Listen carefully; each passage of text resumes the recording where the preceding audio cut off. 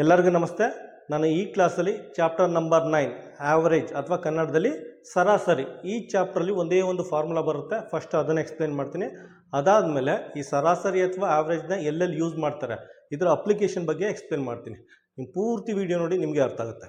ನೋಡಿ, ಒಂದೇ ಒಂದು ಫಾರ್ಮುಲಾ ಅಂತ ಹೇಳಿದ್ನಲ್ಲ, ಆ ಫಾರ್ಮುಲಾ ಇದೇನೆ, ಆವ್ರೇಜ್ ಕನ್ನಡದಲ್ಲಿ ಸರಾಸರಿ, ಆಯಿತಾ. Total some divided by total number ಅಥವಾ ಕನ್ನಡದಲ್ಲಿ ಒಟ್ಟು ಮೊತ್ತ ಡಿವೈಡೆಡ್ ಬೈ ಒಟ್ಟು ಸಂಖ್ಯೆ. ತುಂಬ ಸಿಂಪಲ್ ಆಗಿದೆ. ನೋಡಿ, ಎಕ್ಸಾಂಪಲ್ ಕೊಡ್ತೀನಿ. ಫಸ್ಟ್ ಎಕ್ಸಾಂಪಲ್ಲು, ಒಂದು ಕ್ಲಾಸಲ್ಲಿ ಒಂದಿಬ್ಬರು ಹುಡುಗರು ಇರ್ತಾರೆ, ಆಯಿತಾ. ಒಬ್ಬರು ಏಜು 11 ವರ್ಷ, ಇನ್ನೊಬ್ಬರು ಏಜು 13 ವರ್ಷ, ಆಯಿತಾ. 2 ವರ್ಷ ಡಿಫ್ರೆನ್ಸ್ ಇರುತ್ತೆ. ಆವ್ರೇಜ್ ತೆಗೀರಿ. ಆವ್ರೇಜ್ ತೆಗೆದ್ರೆ ಎಷ್ಟಾಗುತ್ತೆ? 24 ಆಗುತ್ತೆ. ಬೈ 2 12 ಬರುತ್ತೆ. ಅಂದರೆ ನೋಡಿ, ಒಬ್ಬಂಗೆ 11 ವರ್ಷ, ಇನ್ನೊಬ್ಬಂಗೆ 13 ವರ್ಷ, ಇವೆರಡು ಆವ್ರೇಜ್ ತೆಗೆದಿದ್ದೀನಿ, ಸರಾಸರಿ 12 ಬತ್ತು. ಅಂದರೆ ಆ ಇಬ್ಬರು ಹುಡುಗರ ಸರಾಸರಿ ಏಜು 12 ವರ್ಷ ಅಂತ ಹೇಳ್ಬೋದು, ಆಯಿತಾ. ನಾನಿಲ್ಲಿ ಸಿಂಪಲಾಗಿ ಅರ್ಥ ಆಗಲಿ ಅಂದ್ಬಿಟ್ಟು ಇಬ್ಬರು ಹುಡುಗ ತೊಗೊಂಡಿರ್ತೀನಿ. ಒಂದು ಕ್ಲಾಸಲ್ಲಿ ಸಾಮಾನ್ಯವಾಗಿ ಇಬ್ಬರು ಹುಡುಗರು ಇರಲ್ಲ. ನಾರ್ಮಲಾಗಿ ಒಂದು ಸ್ಕೂಲು ಅಥವಾ ಒಂದು ಕ್ಲಾಸು ಅಂದರೆ ಸುಮಾರು 25ರಿಂದ 30 ಜನ ಇರ್ತಾರೆ, ಆಯಿತಾ. ಇಲ್ಲಿ 25ರಿಂದ 30 ಜನದ ಏಜ್ ತೊಗೊಳ್ಳಿ, ಆಯಿತಾ. ಅದೆಷ್ಟು ಜನ ಇದ್ದಾರೆ ಅದನ್ನು ಡಿವೈಡ್ ಮಾಡಿ ನಿಮಗೆ ಆ ಕ್ಲಾಸ್ದು ಆವ್ರೇಜ್, ಆ ಕ್ಲಾಸಲ್ಲಿ ಮಕ್ಕಳು ಅಂದರೆ, ಈಗ ಫಾರ್ ಎಕ್ಸಾಂಪಲ್ 5ನೇ ಕ್ಲಾಸ್ ಮಕ್ಕಳು ಅಂದರೆ ಆಲ್ಮೋಸ್ಟು 11 ವರ್ಷ ಅಥವಾ 12 ವರ್ಷ ಆಗಿರುತ್ತೆ. ಆ ರೀತಿ ಬರುತ್ತೆ ನಿಮಗೆ ಸರಾಸರಿ ಏಜ್ ಬರುತ್ತೆ.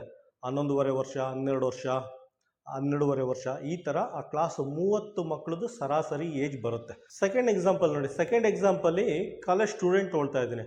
ಒಬ್ರದ್ದು 19 ವರ್ಷ, ಒಬ್ಬರು ಸ್ಟೂಡೆಂಟ್ ಏಜು 19 ವರ್ಷ, ಇನ್ನೊಬ್ಬರು ಸ್ಟೂಡೆಂಟ್ ಏಜು 21 ವರ್ಷ, ಆಯಿತಾ. ಇಬ್ಬರದು ಆವ್ರೇಜ್ ತಗೊಳ್ಳಿ. ಆವ್ರೇಜ್ ತೆಗೆದ್ರೆ ಎಷ್ಟು ಬರುತ್ತೆ?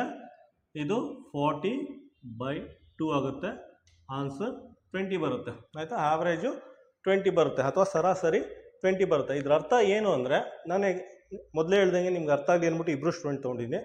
ಆ ಕಾಲೇಜಲ್ಲಿ ಅಥವಾ first P C second P C ಅಂತ ತೊಗೊಂಡ್ರೆ ಆ ಕ್ಲಾಸಲ್ಲಿರೋ ಒಟ್ಟು ಸ್ಟೂಡೆಂಟ್ ತೊಗೊಳ್ಳಿ. ಒಟ್ಟು ಸ್ಟೂಡೆಂಟ್ ಏಜ್ ಕ್ಯಾಲ್ಕುಲೇಟ್ ಮಾಡಿ. ಒಬ್ಬರು 19 ಆಗಿರುತ್ತೆ, ಒಬ್ಬರು 18 ಆಗಿರುತ್ತೆ, ಒಬ್ರದ್ದು 21, 22, ಈ ರೀತಿ ಇರುತ್ತೆ. ಎಲ್ಲರ ಏಜು ಹಾಕಿ, ಎಷ್ಟು ಜನ ತೊಗೊಂಡಿದ್ರೆ ಅಷ್ಟು ಜನ ನಂಬರ್ ಹಾಕಿ, ಇಲ್ಲಿ ಹಾಕ್ಬಿಟ್ಟು ಡಿವೈಡ್ ಮಾಡಿ ನಿಮಗೆ ಆ ಕ್ಲಾಸಲ್ಲಿರೋ ಸರಾಸರಿ ಆವ್ರೇಜ್ ಏಜ್ ಬರುತ್ತೆ. ಅಂದರೆ ಈಗ ಫಸ್ಟ್ ಪಿ ಸಿ ಅಂದರೆ ಎಷ್ಟೊಂದು 16 ವರ್ಷ ಅಥವಾ 16.5 ವರ್ಷ ಅಥವಾ 17 ವರ್ಷ, ಈ ರೀತಿ ಒಂದು ಸರಾಸರಿ ಆ ಕ್ಲಾಸ್ದು ಏಜ್ ಬರುತ್ತೆ. ಆ ಏಜ್ ಸರಾಸರಿ ಏಜ್ ನೋಡಿದ ತಕ್ಷಣ ಹೇಳ್ಬೋದು ಅವರು ಸ್ಕೂಲ್ ಸ್ಟೂಡೆಂಟಾ, ಕಾಲೇಜ್ ಸ್ಟೂಡೆಂಟಾ ಅಥವಾ ಬೇರೆ ವರ್ಕಿಂಗ್ ಕ್ಲಾಸ್ ಎಂಪ್ಲಾಯೀಸ್ ಅಂದ್ಬಿಟ್ಟು ಆ ಏಜ್ ನೋಡಿದ ತಕ್ಷಣ ಹೇಳ್ಬೋದು ನಾವು. ಎಕ್ಸಾಂಪಲ್ ನಂಬರ್ 3ಅಲ್ಲಿ ಒಂದಿಬ್ಬರು ಎಕ್ಸಾಂಪಲ್ ತೊಗೊಂಡಿದ್ದೀನಿ. ಒಬ್ರದ್ದು 61 ವರ್ಷ, ಇನ್ನೊಬ್ರದ್ದು 63 ವರ್ಷ. ಇಬ್ಬರದ್ದು ಆವ್ರೇಜ್ ತೆಗೀರಿ. ಇಬ್ಬರು ಆವ್ರೇಜ್ ತೆಗೆದ್ರೆ 62 ಬರುತ್ತೆ. 62 ಅಂದರೆ ಆಲ್ಮೋಸ್ಟ್ ಇಂಡಿಯಾದಲ್ಲಿ ರಿಟೈರ್ಡ್ ಆಗಿದ್ದಾರೆ ಅಂತ ಹೇಳ್ಬೋದು, ಆಯಿತಾ. ನೀವು ಯಾವ್ದಾರ ಒಂದು ರಿಟೈರ್ಡ್ ಆಗಿರೋದು ಸಂಘ ಇರುತ್ತಲ್ಲ, ಅಲ್ಲಿ ಹೋಗ್ಬಿಟ್ಟು ಒಂದು 30-40 ಜನ ಇರ್ತಾರೆ ಅಂತ ತಿಳ್ಕೊಳ್ಳಿ. ಆ ಸಂಘದಲ್ಲಿ ಪ್ರತಿಯೊಬ್ಬರು ಏಜು ಹಾಕಿ, ಒಬ್ರದ್ದು 60 ವರ್ಷ ಆಗಿರುತ್ತೆ, 60.5 ವರ್ಷ ಆಗಿರುತ್ತೆ, 61, 62, 63 ಈ ಥರ ಇರುತ್ತೆ. ಎಲ್ಲರ ಏಜು ಹಾಕ್ಬಿಟ್ಟು ಎಷ್ಟು ಜನ ತೊಗೊಂಡಿದ್ದೀರೋ ಅದನ್ನು ಡಿವೈಡ್ ಮಾಡಿ ನಿಮ್ಗೊಂದು ಆವ್ರೇಜ್ ಏಜ್ ಬರುತ್ತೆ. ಅಂದರೆ ಆ ಸಂಘ ಅಥವಾ ಸಂಘಟನೆ ಇರುತ್ತಲ್ಲ, ಅವ್ರದ್ದು ಆವ್ರೇಜ್ ಏಜ್ ಎಷ್ಟು ಅಂದ್ಬಿಟ್ಟು ಇದನ್ನು ನೋಡಿದ್ರೆ ಗೊತ್ತಾಗುತ್ತೆ. ಈ ರೀತಿ ಕ್ಯಾಲ್ಕುಲೇಟ್ ಮಾಡ್ಬೋದು. ಈಗ ನೋಡಿ, ಫೋರ್ತ್ ಎಕ್ಸಾಂಪಲ್. ನಮ್ಮ ದೇಶದಲ್ಲಿ ಸುಮಾರು 140 ಕೋಟಿ ಜನ ಇದ್ದಾರೆ.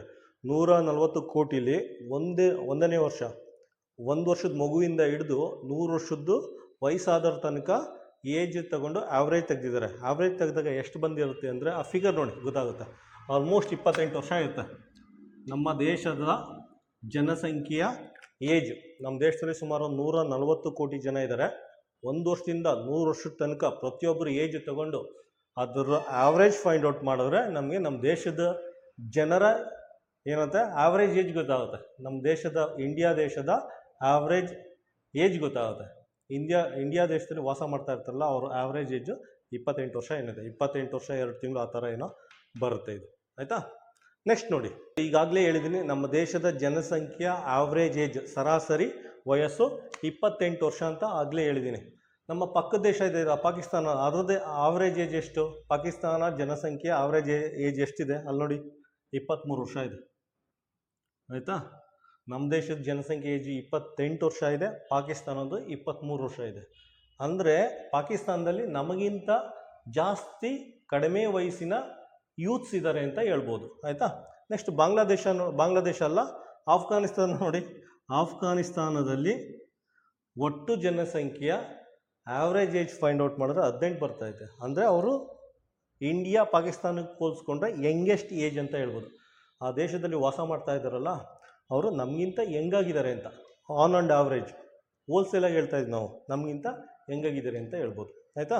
ಜಪಾನ್ ದೇಶದ ನೋಡಿ, ಜಪಾನ್ ದೇಶದ ಎಷ್ಟಿದೆ ಅಂದರೆ ಆಲ್ಮೋಸ್ಟ್ ಎಲ್ಲ ವಯಸ್ಸಾಗಿರೋರೇ ಇದ್ದಾರೆ. ಮಧ್ಯವಯಸ್ಕ ಜನರು ಅಂದರೆ 50 ವರ್ಷ, 48 ವರ್ಷ ಇದೆ. ಹೌದು, ಜಪಾನ್ ದೇಶದ ಜನಸಂಖ್ಯೆಯ ಸರಾಸರಿ ವಯಸ್ಸು 48 ವರ್ಷ ಇದೆ. ಅಂದರೆ ನಮಗಿಂತ ಮುದುಕರೇ ಜಾಸ್ತಿ ಇದ್ದಾರೆ. ಆಯಿತಾ. ನೋಡಿ, ಆಲ್ಮೋಸ್ಟ್ ಡಬ್ಬಲ್ ಇದೆ ಇವ್ರಿಗಿಂತ ಡಬ್ಬಲ್ ಇದೆ. ಏನು ಪಾಕಿಸ್ತಾನ ಏಜ್ ಇದ್ದಿಲ್ಲ 23, ಅಲ್ಲಿ 46. ಇವ್ರ ವಯಸ್ಸಿಗಿಂತ ಅವ್ರದ್ದು ಯಾವುದಲ್ಲಿ ಜಪಾನಲ್ಲಿ ವಾಸ ಮಾಡ್ತಾ ಇರೋರು ಡಬ್ಬಲ್ ಇದೆ. ಆಲ್ಮೋಸ್ಟು ಮುದುಕರ ದೇಶ ಅಂತ ಹೇಳ್ಬೋದು. ಜಪಾನ್ ದೇಶನ ಮುದುಕರ ದೇಶ ಅಂತ ಹೇಳ್ಬೋದು. ಆಫ್ಘಾನಿಸ್ ದೇಶನ ಸ್ಟೂಡೆಂಟ್ ದೇಶ ಅಂತ ಹೇಳ್ಬೋದು. 18 ವರ್ಷ ಅಂದರೆ ನಾರ್ಮಲಾಗಿ ಸ್ಟೂಡೆಂಟ್ಸ್ ಇರ್ತಾರೆ, ಸ್ಟೂಡೆಂಟ್ ದೇಶ ಅಂತ ಹೇಳ್ಬೋದು. ವಿದ್ಯಾರ್ಥಿಗಳ ದೇಶ ಅಂತ ಆಫ್ಘಾನಿಸ್ತಾನನ ಹೇಳ್ಬೋದು. ಮುದುಕರ ದೇಶ ಅಂತ ಜಪಾನ್ನ ಹೇಳ್ಬೋದು. ನಮ್ಮ ದೇಶ ಮತ್ತು ಪಾಕಿಸ್ತಾನನ ಯುವಕರ ದೇಶ ಅಂತ ಕರಿಬೋದು. ಈ ರೀತಿ ನಾವು ಆವ್ರೇಜ್ದು ಅಪ್ಲಿಕೇಶನ್ನ ಯೂಸ್ ಮಾಡ್ಕೋತೀವಿ, ರಿಯಲ್ ಲೈಫಲ್ಲಿ ಯೂಸ್ ಮಾಡ್ಕೋತೀವಿ. ನೀವು ಹೈವೇಲಿ ಹೋಗ್ಬೇಕಾದ್ರೆ, ನ್ಯಾಷನಲ್ ಹೈವೇ ಅಥವಾ ಸ್ಟೇಟ್ ಹೈವೇಲಿ ಹೋಗ್ಬೇಕಾದ್ರೆ ಅಲ್ಲಿ ಹಾಕಿರ್ತಾರೆ ಟ್ರಕ್ ಎಷ್ಟಿರುತ್ತೆ, ಟ್ರಕ್ ಸ್ಪೀಡೇ ಬೇರೆ ಇರುತ್ತೆ, ಕಾರ್ ಸ್ಪೀಡೇ ಬೇರೆ ಇರುತ್ತೆ. ಕಾರ್ ಸ್ಪೀಡು 120 ಕಿಲೋಮೀಟ್ರ್ ಸ್ಪೀಡ್ ಅಂತ ಇದೆ, ಕಾರ್ದು ಸ್ಪೀಡು 120 ಕಿಲೋಮೀಟರ್ ಪರ್ ಅವರ್ ಅಂತ ಇದೆ, ಟ್ರಕ್ದು ಸ್ಪೀಡು 80 ಕಿಲೋಮೀಟರ್ ಪರ್ ಅವರ್ ಅಂತ ಇದೆ. ಹಾಗಂದರೆ truck on and average 80 kilometer ಸ್ಪೀಡಲ್ಲಿ ಹೋಗಬೇಕು ಆ ರಸ್ತೆಯಲ್ಲಿ. ಕಾರು ಆನ್ ಆ್ಯಂಡ್ ಆವ್ರೇಜು ಆ ರಸ್ತೆಯಲ್ಲಿ 120 ಕಿಲೋಮೀಟರ್ ಪರ್ ಅವರಲ್ಲಿ ಹೋಗಬೇಕು. ಅಂದರೆ 120 ಅಂದರೆ 120ಅಲ್ಲಿ ಹೋಗ್ತಾರಲ್ಲ, 118, 119, 120, 121, 122, ಆವ್ರೇಜ್ 120 ಕಿಲೋಮೀಟರ್ ಸ್ಪೀಡಲ್ಲಿ ಹೋಗ್ತಾ ಇರಬೇಕು. ಅದೇ ರೀತಿ ಟ್ರಕ್ಕು ಅಷ್ಟೇ 78, 79, 80, 81, 82 ಆ ಸ್ಪೀಡಲ್ಲಿ ಹೋಗ್ತಾ ಇರುತ್ತೆ. ನಾವು ಆವ್ರೇಜಲ್ಲಿ 80 ಕಿಲೋಮೀಟರ್ ಸ್ಪೀಡಲ್ಲಿ ಹೋಗಬೇಕು ಅಂತ ಅಲ್ಲಿ ಬೋರ್ಡಲ್ಲಿ ಮೆನ್ಷನ್ ಮಾಡಿರ್ತಾರೆ. ನೋಡಿ, ಕೆಲವೊಂದು ದೇಶದ ನ್ಯಾಷನಲ್ ಹೈವೇಸ್ ಅಥವಾ ಸ್ಟೇಟ್ ಹೈವೇಸಲ್ಲಿ 6 ಲೈನ್ ರೋಡ್ ಇರುತ್ತೆ. 6 ಲೈನ್ ರೋಡ್ ಅಂದರೆ 3 ಲೈನ್ಸ್ ಲೆಫ್ಟ್ ಹ್ಯಾಂಡ್ ಸೈಡಲ್ಲಿ ಇರುತ್ತೆ, ಇನ್ನೊಂದು 3 ಲೈನ್ಸು ರೈಟ್ ಹ್ಯಾಂಡ್ ಸೈಡಲ್ಲಿ ಇರುತ್ತೆ. 3 ಲೈನ್ಸ್ ಇರುತ್ತಲ್ಲ, 3 ಲೈನ್ಸಲ್ಲಿ ಒಂದೊಂದು ಲೇನಲ್ಲಿ, ಒಂದೊಂದು ಮಾರ್ಗದಲ್ಲಿ ಎಷ್ಟು ಕಿಲೋಮೀಟರ್ ಸ್ಪೀಡಲ್ಲಿ ಹೋಗಬೇಕು ಅಂದ್ಬಿಟ್ಟು ರೋಡಲ್ಲೇ ಮೆನ್ಷನ್ ಮಾಡಿರ್ತಾರೆ. ಒಂದರಲ್ಲಿ ಇಲ್ಲಿ ನೋಡಿ, ಒಂದು ಲೇನಲ್ಲಿ 50 ಕಿಲೋಮೀಟರ್ ಸ್ಪೀಡಲ್ಲಿ ಹೋಗಬೇಕು, ಆಯಿತಾ. ಇನ್ನೊಂದು ಲೇನಲ್ಲಿ 80 ಕಿಲೋಮೀಟರ್ ಸ್ಪೀಡಲ್ಲೇ ಹೋಗಬೇಕು, ಇನ್ನೊಂದು ಲೇನಲ್ಲಿ 100 ಕಿಲೋಮೀಟರ್ ಸ್ಪೀಡಲ್ಲಿ ಹೋಗಬೇಕು ಅಂತ ಮೆನ್ಷನ್ ಮಾಡಿದ್ದಾರೆ. ಯಾವುದೇ ಟ್ರಕ್ಕು ಅಥವಾ ಕಾರು ಆ ಲೇನಲ್ಲಿ ಹೋಗ್ತಾ ಇದೆ ಅಂದರೆ 50 ಕಿಲೋಮೀಟರ್ ಸ್ಪೀಡಲ್ಲಿ ಹೋಗಬೇಕು. ಅಥವಾ ಅದು ಅವರು ಇನ್ನೊಂದು ಸ್ವಲ್ಪ ಫಾಸ್ಟಾಗಿ ಹೋಗಬೇಕು ಅಂದರೆ ಪಕ್ಕದ ಲೇನ್ 80 ಕಿಲೋಮೀಟರ್ ಸ್ಪೀಡ್ ಅಂತ ಮೆನ್ಷನ್ ಮಾಡಿದೆಯಲ್ಲ ಆ ಲೈನಲ್ಲಿ ಹೋಗಬೇಕು. ಅದಕ್ಕಿಂತ ಜಾಸ್ತಿ ಸ್ಪೀಡ್ ಹೋಗಬೇಕು ಅಂದರೆ 100 ಕಿಲೋಮೀಟರ್ ಪರ್ ಅವರ್ ಅಂತ ಮೆನ್ಷನ್ ಮಾಡಿದೆಯಲ್ಲ ಆ ಲೈನಲ್ಲಿ ಹೋಗಬೇಕು. ಇವೆಲ್ಲ ಆವ್ರೇಜ್ ಅಥವಾ ಸರಾಸರಿದು ರಿಯಲ್ ಲೈಫ್ ಅಪ್ಲಿಕೇಶನ್ ಎಕ್ಸಾಂಪಲ್ಸ್.